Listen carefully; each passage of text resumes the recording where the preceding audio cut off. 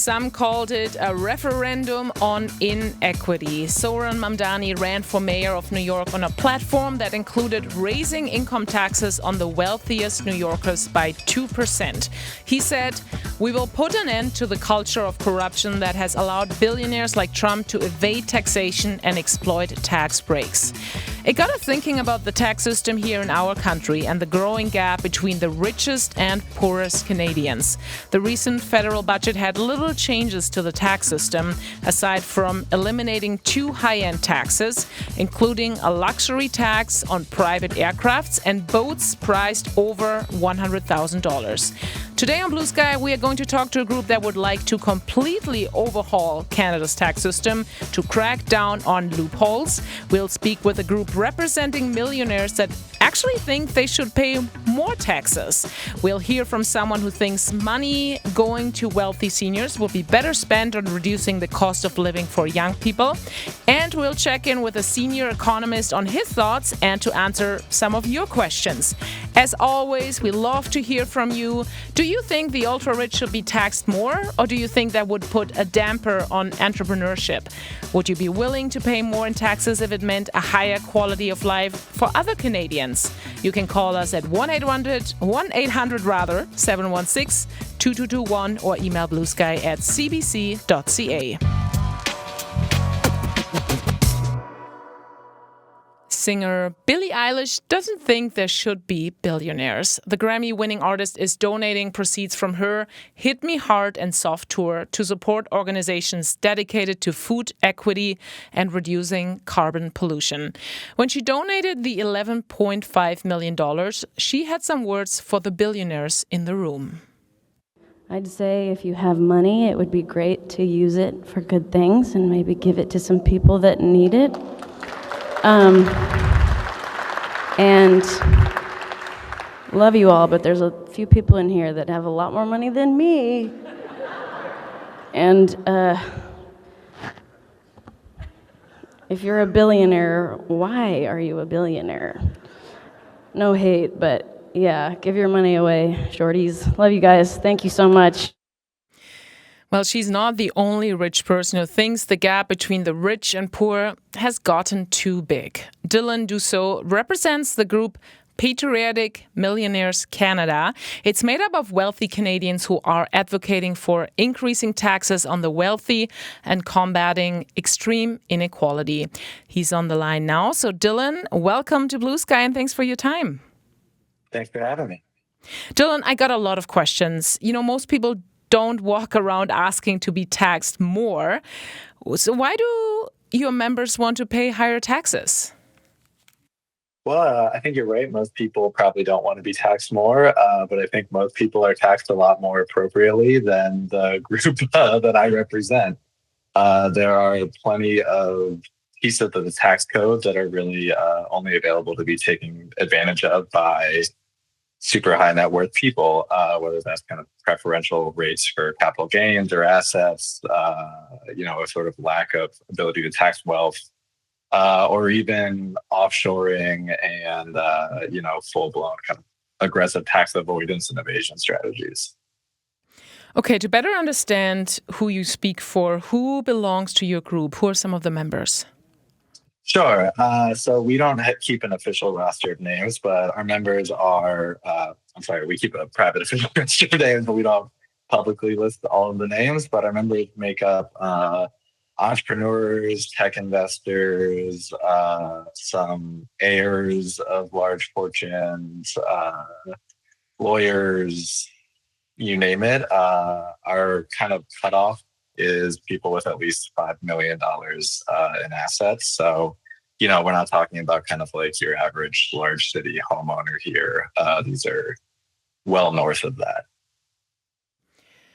I'm just wondering, why do people have to wait for the government to step in and, raise taxes for wealthy people? Can't people just donate their money to worthy causes? Sure. And a lot of our members do give money to worthy causes. I think we are specifically talking about the tax system here. So there are lots of large-scale problems in this country that need large-scale solutions. There's really nothing that can scale to the level that government can. And there is nothing that can raise money the same way government can, right? The point of taxes is actually that they're non-voluntary. I don't steal cars. That has not solved car thefts across Canada. Our members kind of voluntarily giving money can be like noble and well-meaning, but it's not going to fix the systemic problems. And I want to talk a little bit about the idea that you have in mind when it comes to making changes. I just want to remind our listeners that we would love to hear their thoughts, their questions, their opinions. Do you think the ultra-rich should be taxed more? Would you be willing to pay more in taxes if it meant a higher quality of life for others? You can call us at 1-800-716-2221 or email bluesky@cbc.ca. Dylan, in your opinion, just donating your money isn't enough. So if you'd like to see a different tax model, what would that include? What would that look like? So the way our tax system is designed right now is pretty much going to guarantee wealth inequality continues to expand, right? So our members would advocate for a tax code that actually, at the very least, slows the growth, if not actively constrains wealth inequality in this country. So that means some form of wealth taxes. And there's lots of different proposals out there for the threshold you'd want to set that at. We've done research on a threshold of a wealth tax above $100 million of wealth. Others have done $10 million in wealth. So there can be some debate about where you want to set that threshold at. But at the moment, really rich people do not make traditional income the same way that most people that work for a living do. They make money either from capital gains assets, which are taxed at essentially half the rate of working income, or they make money, quote unquote, by borrowing against their assets and paying super low interest rates to a bank and never declaring any income or paying any form of income tax. So these sort of preferential rates for ways to make money that are only available to people that already have it. It's kind of the fundamental problem in the tax code, while most of us are sort of paying dutifully every couple of weeks to get our paycheck. You've talked about capital gains a couple of times. I want to come back to that in just a moment. I'm just wondering if, in your opinion, there was anything in the federal budget that you feel addresses, the growing inequality between the richest and the poorest people living in our country. On the tax side, I would say no.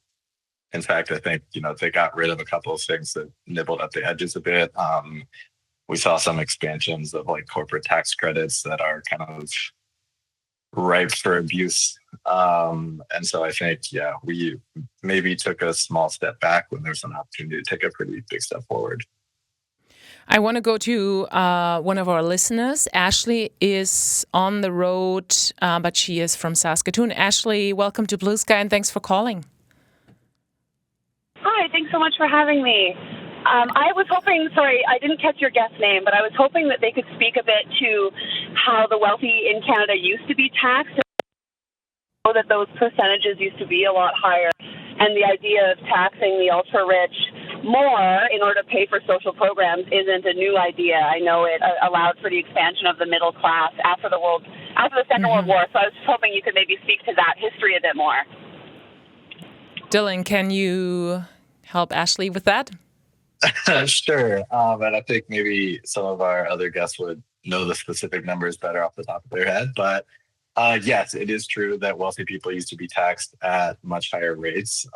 It's also true that they have dramatically evolved their strategies for tax avoidance, to the point where I think we are past the point where the solution is really higher income tax bracket rates. I would be loosely supportive of that, but I would say that's not a driving mission of our membership. But I would agree that historically, rich people have been taxed much more appropriately, and that has stimulated a lot of economic growth. And we will have an economist later on the show to talk a little more as well about that. I want to come back quickly, Dylan, to the capital gains that you've touched on. one of the core issues is that a tax system, when it ignores assets. So how do you remedy that? Sure. So how it works currently is essentially you are only taxed on half of what you earn in capital gains, right? So as assets appreciate in value, when you sell them, you pay taxes on half of that increase in value. That is all money you have made. It is really fundamentally no different than when people make money from a paycheck. And there is not a reason, in my opinion, it should be taxed differently, especially for very high net worth people. I think you can make some arguments on exemptions for like primary residences and things like this, where people, have home assets that have appreciated significantly. But somebody who's making hundreds of thousands of dollars a year buying and selling stocks, especially things on the secondary market, is getting a lot of income, really not stimulating the economy very much, if at all, by making that money, and is paying a much preferred rate, which to me is essentially the government saying, we value somebody buying and selling stocks more than we value actual work and labor, which I don't think is a good prioritization. And I just want to remind folks, if you have any questions or opinions, we'd love to hear from you. Do you think the ultra-rich should be paying more taxes? Do you think that would maybe put a damper on entrepreneurship? You can call us 1-800-716-2221 or email bluesky@cbc.ca. We've heard about tax havens, loopholes. What changes would you like to see to close some of those loopholes in particular? I would say to solve the problems of tax havens is going to be like an international collaboration and international effort. And there are lots of international bodies that have started the very beginnings of working on some of this. This isn't like a problem one country can solve by itself. But it does require things like asset registries, mandatory reporting from all these different countries on where people's money is, essentially. It also is going to require like investments in the CRA for specialized auditors and specialized recorders. These are much, much more complicated enforcement projects than, a paper audit done on somebody who makes $70,000 a year at their job, right? So it takes some specialized skill that does tend to be an investment that pays off fairly substantially, because the people doing kind of the most tax avoidance innovation are the people with the most to hide, right? So I would say stronger enforcement budgets. I would say more international collaboration. I would say having to start looking at things like asset registries globally would all be like very important first steps. Dylan, before we let you go, I read a very interesting commentary today. The Fraser Institute put out an op-ed back in June already, taking issue with your group's stance. It said the top 20% of income-earning families in Canada paid 54.2% of all federal, provincial, and local taxes while earning less than half of the country's total income. These families are the only income group in Canada that pay larger share of taxes than their share of income. The writers continue saying it's because we have a progressive income tax system.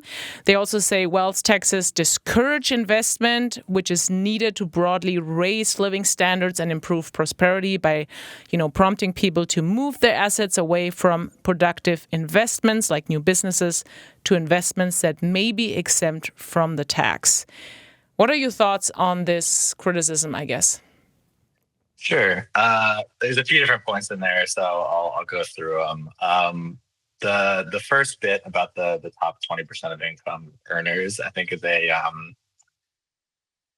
great example of maybe like how to lie with statistics. But this is a very intentional choice made by the Fraser Institute here. The group I am talking about is not the top 20% of income earners.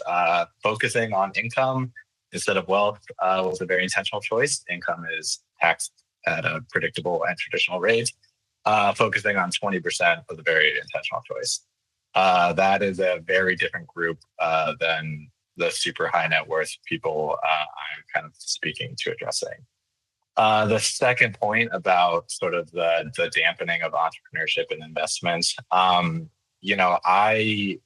think that is a fundamental misunderstanding of what spurs entrepreneurs. I think people who are looking to start a business or invest in it, the least of their worries is the tax rate they may pay if that business becomes successful beyond their wildest dreams and they make a bunch of money. I think it's pretty far down their priority list. I think what they are concerned about is there going to be a good and reliable healthcare system that my family can fall back on if I don't have supplemental insurance from work anymore? Is there going to be some sort of like safety net that can catch me? Is there going to be a good public education system that is going to ensure I have a workforce I can recruit? Are there going to be customers and consumers with money to spend? And if we keep seeing these skyrocketing inequality and more money is funneled towards the top, that's going to become a serious problem. The economic base starts to erode, right? The consumer base starts to erode. So I don't believe that at all. And so the third point about parking their wealth somewhere, wealthy people basically have two choices. They can make investments and let their wealth grow, or they can shove it under their mattress where it does very little for them. I think regardless of the tax rate they pay on that growth, they would rather make more money. And so I don't really buy that line as well. Dylan, I really appreciate your thoughts today on coming on the show. Thank you very much for that. Thank you so much for having me. Dylan Dussault represents Patriotic Millionaires Canada. And before I bring in the next guest, I want to give you a shout out. If you're listening, what are your thoughts on what you just heard? Do you think the ultra-rich should be taxed more? You can call us 1-800-716-2221 or email bluesky@cbc.ca. Jared A. Walker has been paying close attention to what was in and what was not in the recent federal budget. He's the executive director of Canadians for Tax Fairness, and Jared is on the line now. Good afternoon, and thanks so much for joining us, Jared. Hi, thanks for having me. First of all, I understand you have been nodding a little bit at the end of the conversation with my guest, Dylan. What are your thoughts on what you just heard?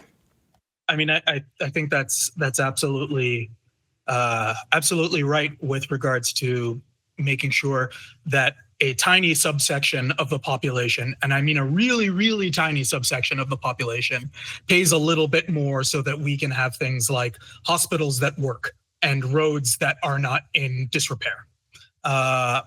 If we're talking about income tax, which the Fraser Institute loves to talk about, then adding an extra tax bracket for just in annual income over $1 million, that's annual income over $1 million,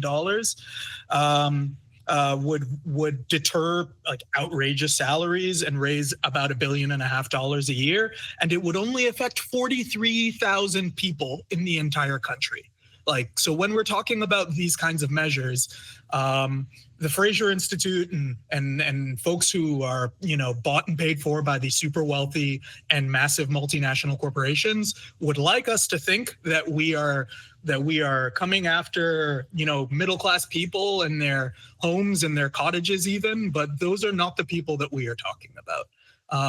There are 77 billionaires in this country, and if we just taxed them 3% on their wealth, that would be $11 billion a year, right? So these are the folks that we're talking about.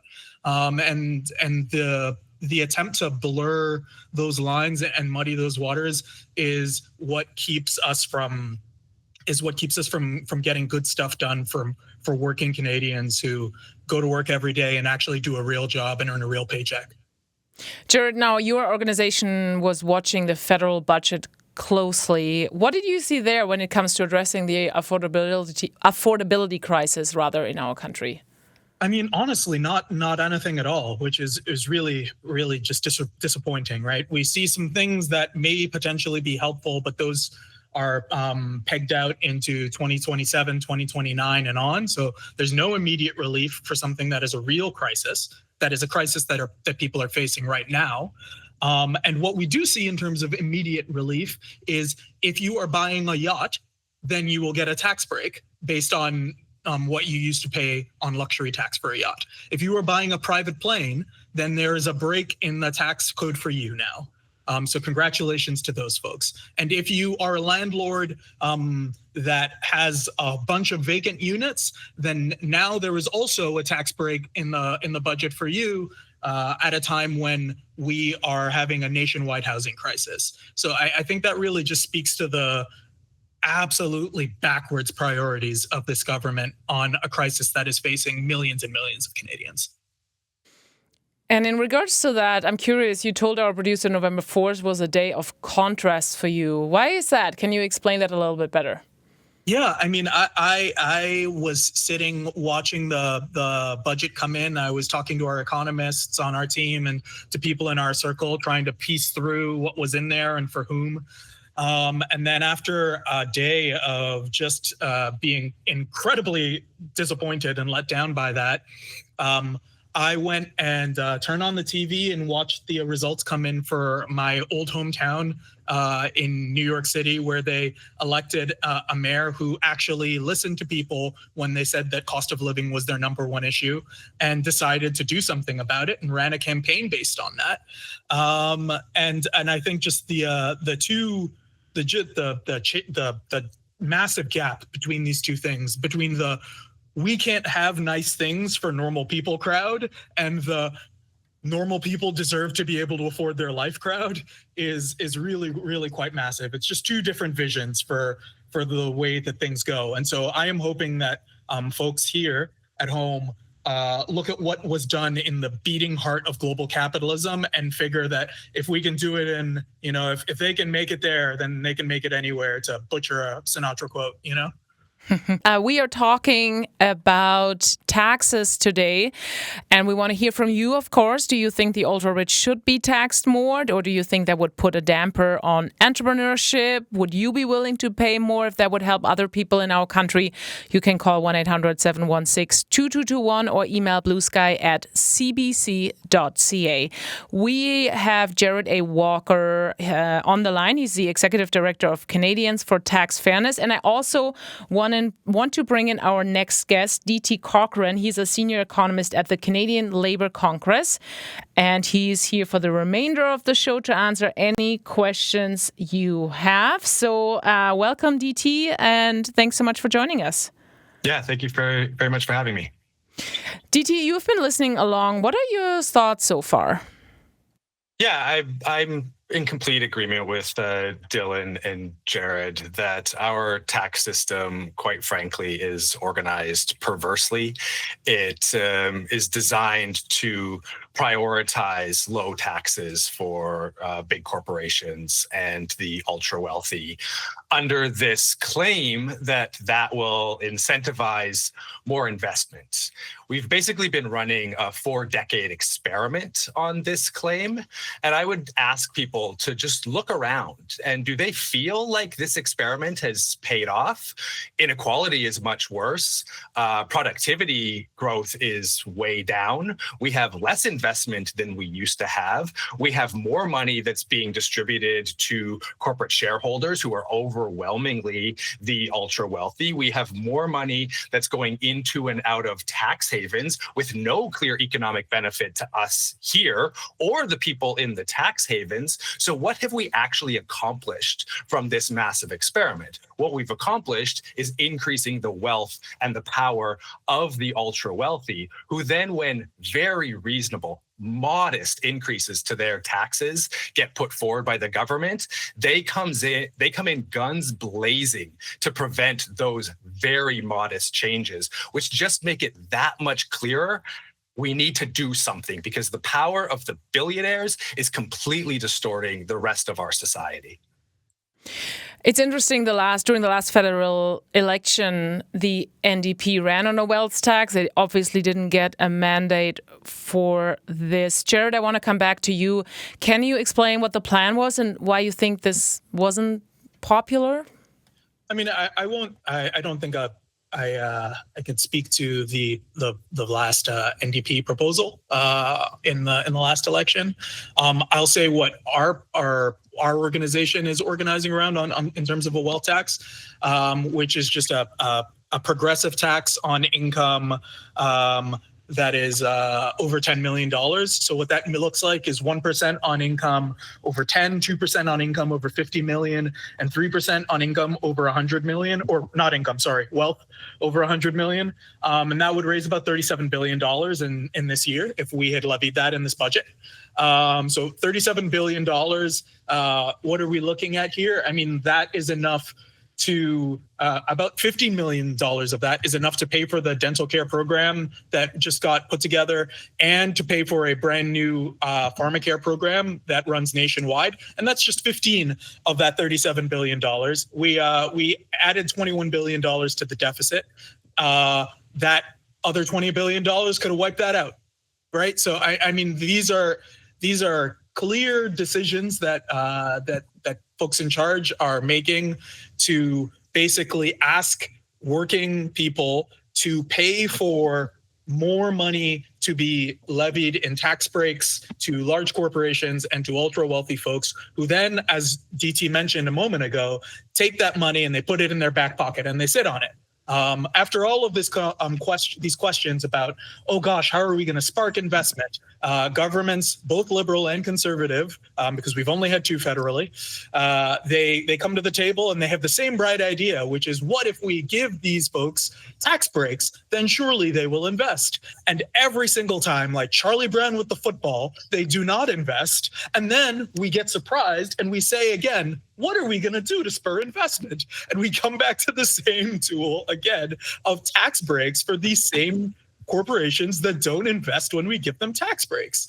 And if we look at every sector all across the country, this is not a winning strategy. If you look at the oil patch out in Alberta, what we're actually doing is paying for windfall profits to a 70% American-owned industry. So when we give those tax breaks to, for example, oil firms in Alberta, they take that money, they bundle it up, and they ship it right down to Texas, and we don't see a dime of it.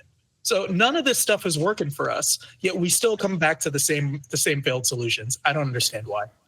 I want to share an email with from one of our listeners. Gerald writes, perhaps there should be a distinction on capital gains between buying and selling stocks and real property, businesses, farmland, etc. By the way, that $15 million house in Toronto will be taxed at zero. $50 million of farmland will be taxed at 50%. The biggest mistake former Prime Minister Stephen Harper made was lowering the GST. If you want to tax the rich buy more, so will pay more. There are a lot of things you can do to help lower-income Canadians. Raise the GST tax credit. That's from Gerald. DT, what are your thoughts on that suggestion? On the GST, I'm going to push back a little bit. Gerald is correct that the GST credit does compensate for the fact that sales taxes like the GST are actually regressive with respect to income, because the lowest income people will spend 100% or more than 100% of their income. And so every dollar of that spending will get taxed by the sales tax, where if you are making $10 million a year, and even if you're spending $1 million a year, which is incredible, and paying 8% on that 1 million, the other 9 million that you're putting into savings, that's not getting hit by the sales tax. So increasing the sales tax would be a regressive way of increasing taxes on the wealthy. It's already come up, but our tax system, when you account for all of the taxes and all of the forms of income, it's modestly progressive through the bottom 30%.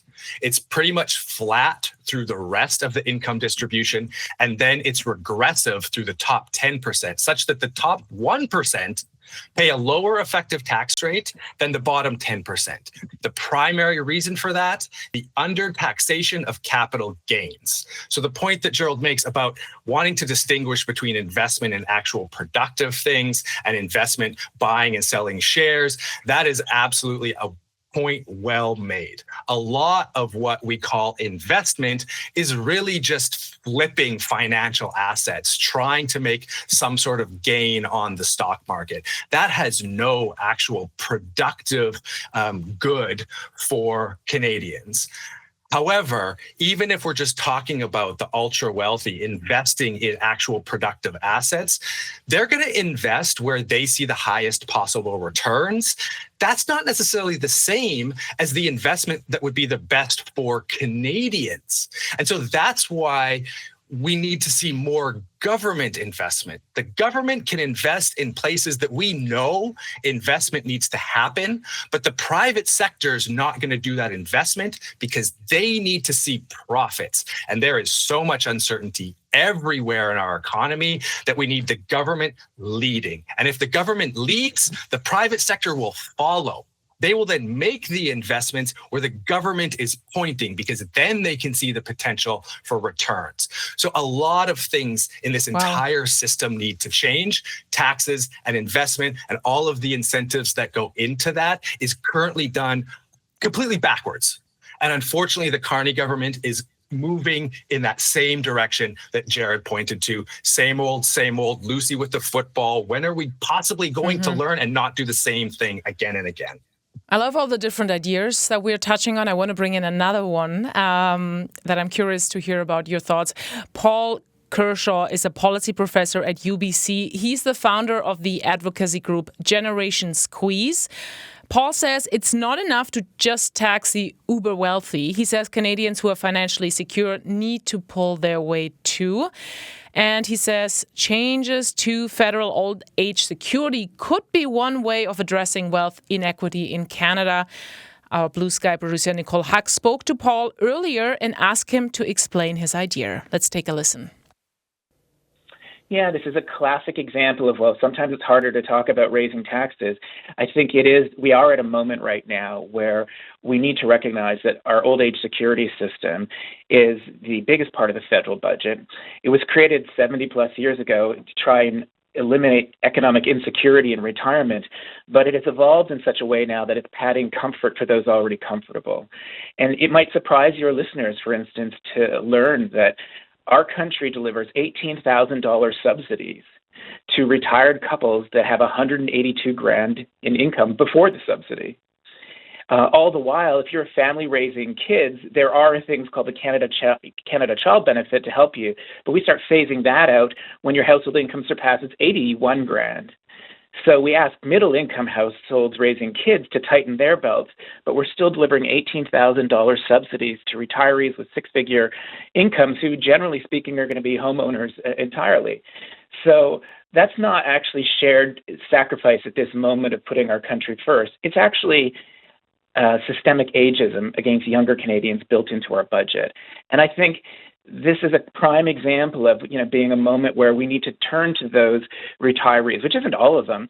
Most retirees don't have household incomes above even $100,000. But if we focus on the 20% who do and say, you have a decent amount of financial security right now, could you accept a little less OAS so that the savings could be repurposed and we could actually lift all poor seniors out of poverty and have funds left over to invest in your kids and grandchildren for their housing, their childcare, their post-secondary? I think that's the kind of change we need to make right now at this moment where, yes, let's think about how we tax the Canadian equivalents of the Jeff Bezos of the world in our country and ask them to contribute more. But since that alone isn't going to be enough, how can the rest of us who have more financial security also lean in? And reforming OAS will be a key starting point. I mean, one stat that I'm just learning about right now is blowing me away. And that's that when I measure the total growth in federal transfers to people over the next 5 years as planned in the 2025 budget, fully 80% of that is going to go to old age security. In other words, fully 80% of it is going to go to retirees, leaving just crumbs left over for everybody else. I don't think that's at all the kind of investment strategy that any parent, any aging parent or grandparent wants for our country right now, where they're taking 80% of the growth in transfers and leaving so much less left over for their kids and grandchildren. even though all these transfers are going to OAS, we still leave 400,000 retirees poor. Generation Squeeze has a pragmatic plan to ask retired couples who have household incomes above $100,000 to accept slightly less OAS so we can repurpose money to invest in other things. That would include investing $5,000 to every low-income senior to lift them above the official poverty measure and virtually eliminate seniors' poverty. It would still, though, leave money left over, and some of that could be used to double the disability credit. And the disability credit that was created not long ago adds about $2,500 a year to those on disability. It's not inconsequential, but if we doubled it, it would bring it to that $5,000 level that I just mentioned in terms of trying to raise seniors above poverty, and it could really do a lot to reduce the economic insecurity that people with disabilities face. And we would still have money left over to invest in housing and post-secondary and childcare. That is Paul Kershaw, a policy professor at UBC and founder of the advocacy group Generation Squeeze. We talk about taxes here on Blue Sky, and if you want to give us a call, ask a question, maybe you would be willing to pay more in taxes if it meant a higher quality of life for other Canadians, you can call 1-800-716-2221 or email bluesky@cbc.ca. DT, I want to go to you first and then Jared. How do you feel about this OAS, old age security idea we just heard about? I think that it's missing the mark for how we need to approach increasing taxes, because Paul mentioned some income groups that are doing well relative to many of us. But those income groups would understandably wonder why they are the people who the tax system is coming to first. Why aren't you going to the people who have $5 million or more in savings, billionaires? Why aren't you taxing them first? We had this experience between World War I and World War II, where in World War I, a lot of people felt it was their money and their children fighting this war. The government learned, and they didn't support it. In World War II, the taxes started the highest at the top. And so then once the government came to the middle class, the working class, and said, we need to increase your taxes to fight this war, people were willing to sacrifice because they saw that those with even more had already been asked to sacrifice. So I can understand the retired couple with $180,000. Yeah, that's a nice income, but wondering, why are you coming to me first? So let's try taxing the very rich first. And then if we need to come down to that group in order to continue to deal with social issues, I suspect we're a lot more likely to have that group say, okay, yes, it's our turn to make a sacrifice. But let's start where the real issue is that Dylan and Jared have both highlighted. And thank you also for going back a little bit in history. We've talked a bit about that. There was a question in the first half hour, so that was really interesting. I saw you nodding along, Jared. Do you want to add anything on what we just heard about the old age security? Yeah, I mean, I think looking at that's an interesting idea, but I agree with DT that it generally misses the mark. What we are looking at right now, what we have been looking at for the past half a century, is a massive transfer of wealth from literally almost everybody to a couple 100,000 families, or to a couple 100,000 people, and really to dozens of families in this country. What we need to do to address that is to get to the root cause of that problem, and getting to the root cause of that problem will enable us to look at some of these other pieces. I think it's really, really important for us to remember that if we are tinkering with old age security, we're still playing with the same size of the pie, right? In terms of the amount of things that we can allocate to work on as a society together. Now, if we look at taxing the wealthy and we add $37 billion in a year to the amount of money that the government can spend on things that may benefit our communities and help people build prosperity, then we are growing the pie of things that we can address. So I think that has to be the first order of business, is to say, who is not pulling their weight? At the very, very top, it is the folks who can do the most that are doing the least. And we talked about people making people with $180,000. I mean, if we go back to capital gains, which is something we talked about a little earlier, right? I will single out one of these guys because whenever we think about billionaires, everyone thinks about American billionaires. Tobias Luca is the CEO of Shopify. His salary is $1 in cash, but his compensation is $205 million a year. The rest of that is stock options and stock awards, right? And because of the way that our tax system is set up, because of our capital gains, among many other things, this guy is not paying taxes on $200 million in income, not even close to it, right? And then that doesn't even take into account the fact that him and the other 76 billionaires in this country, their wealth has basically doubled over the past 5 years, while everyone else's wealth has shrunk. So if we don't look at this massive glaring elephant in the room, then we're not going to be able to solve any of these other problems. I have so many follow-up questions, but I want to bring in one of our listeners. Arthur is in Val Marie. And Arthur, what is your question? What is your comment today? Well, my comment is, I got two comments to make. One, I had a friend years ago, Jane, who was studying to be a chartered accountant. And she said they first went through the entire Canadian tax code, then they started over and went through to find all the loopholes so that the rich people can hire, if they have the money and they want to hide it somewhere, they can hire an accountant that knows the loopholes to hide their money. So that's really unfair to the regular blokes that don't have money to hide. And the second comment I'd like to make is, I think all the politicians in Ottawa should be post-menopausal grandmothers. Thank you. Arthur, that was great. And that actually brings me to one of my next questions here for both of you, DT and Jared.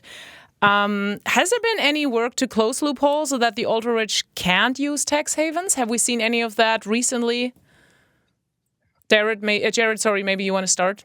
Yeah, actually, my organization just released this summer a report on tax havens called The Rise and Rise of Tax Havens. And what we found is that, contrary to that, this problem is actually getting worse. It gets worse every year.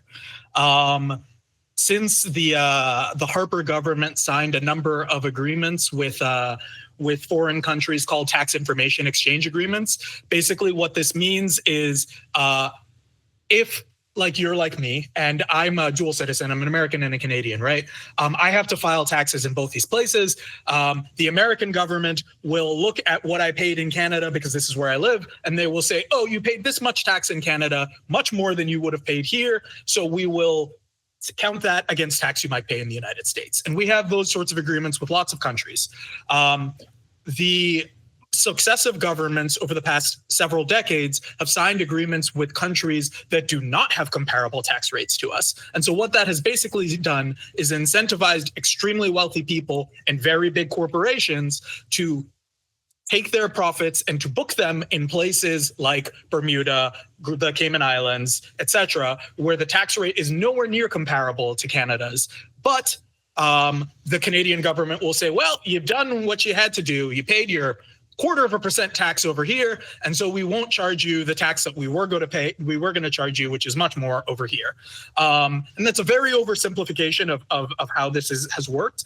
But what that means is that we have lost nearly $700 billion in Canadian assets that are stored overseas in tax havens, just in tax havens, instead of being stored here. And what that means is we lose about $15 billion a year in tax revenue because of that. So the problem is getting worse, not better. So DT, how can we fix those loopholes? How can we close them efficiently? So Jared is absolutely right that the problem just keeps getting worse and worse. I will also say that every year the budget will include the shutdown of some particular scheme. So the latest budget has what's called the carousel scheme. Previous budgets had what was called the hybrid mismatch scheme. And what this speaks to is what your caller alluded to, is that there's a lot of creativity that goes into... Can you maybe explain one of those schemes you just named? Honestly, it's very complicated to explain. It's identifying income made as being interest income in one country and equity income in another country, and then advantageously using that to lower your overall tax bill. So it's fraudulent, but it's not breaking the rule, like the letter of the law. And that's a lot of what gets done here. Is it's these very creative accountants looking at the tax code. How can we follow the letter of the law? We're not breaking any rules, but lower our tax bills. And the finance department and the CRA, they do a good job of identifying these and shutting them down, but it's whack-a-mole. They're always going to be falling behind. I think what we need is a comprehensive tax system review like we had in the 1960s with what is known as the Carter Commission, because the more complicated our tax system gets, the more potential there is to create these complicated schemes that, as your caller alluded to, only the ultra wealthy can take advantage of, because the people who devise them, they get paid very, very well. So it has to be worth your while to pay someone $500,000 to then save you $1 million in taxes. That's not me. I'm guessing it's not you. I'm guessing it's not probably every single one of your callers. So this complicated system that allows for these creative schemes really benefits a tiny swath of our economy, doesn't benefit the rest of us. I would like, if that's okay with you, Jared, I'll give you in a second. I want to share another email from one of our listeners. I want to bring in some of their thoughts. This one is from Daryl. He wrote a bit of a longer email. He says, my opinion may be oversimplistic, but since the 1980s, when my children were very young, I became concerned with the fact that government at all levels began to accrue ever-increasing debt without resourcing that debt appropriately. Basically, I believe we as Canadians were incurring debt which our children would inherit. Of course, there is some need of that, but I believe we need as a country to take more responsibility for what we consume in the form of government services. And then Daryl continues, not every individual family can pay more taxes. However, and that should be recognized, upper middle-class citizens, which I believe I belong to, should pay more in the form of income tax to support government services, and particularly those in need of services who are not as fortunate, that are beginning their earning years, or to improve our national, provincial, municipal benefits. Government and public services need to be more efficient along with any increased tax burden. Thank you very much for that email, Daryl. And Jared, you wanted to add something. I don't know if what we just heard fits into that, or if it's mostly in regards to the loopholes we were talking about.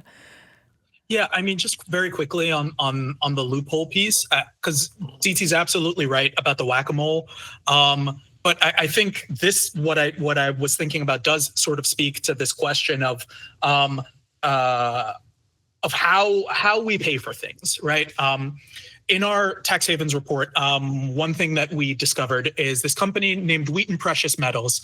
The CRA reassessed them for something called transfer mispricing, which is basically fudging along the lines of what DT was talking about earlier, so that you underassess your tax burden. And the CRA said that they had to pay $353 million in unpaid taxes and penalties in that year.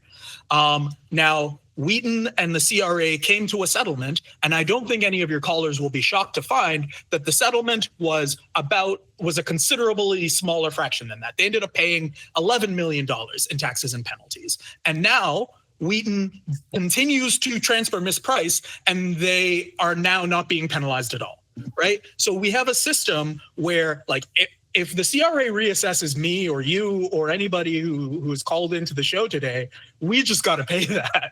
That's like we don't get to renegotiate or drive a hard bargain to get all of that wiped out.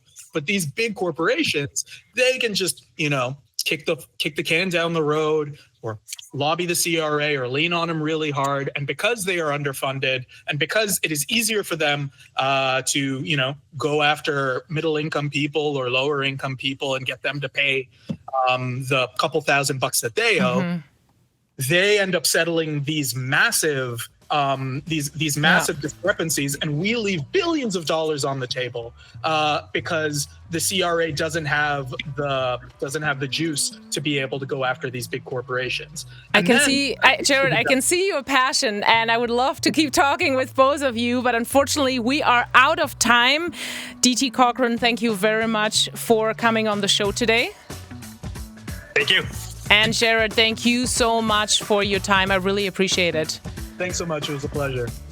And thank you for listening, for emailing, for calling in. I'm Teresa Kleem in for Sam McCack.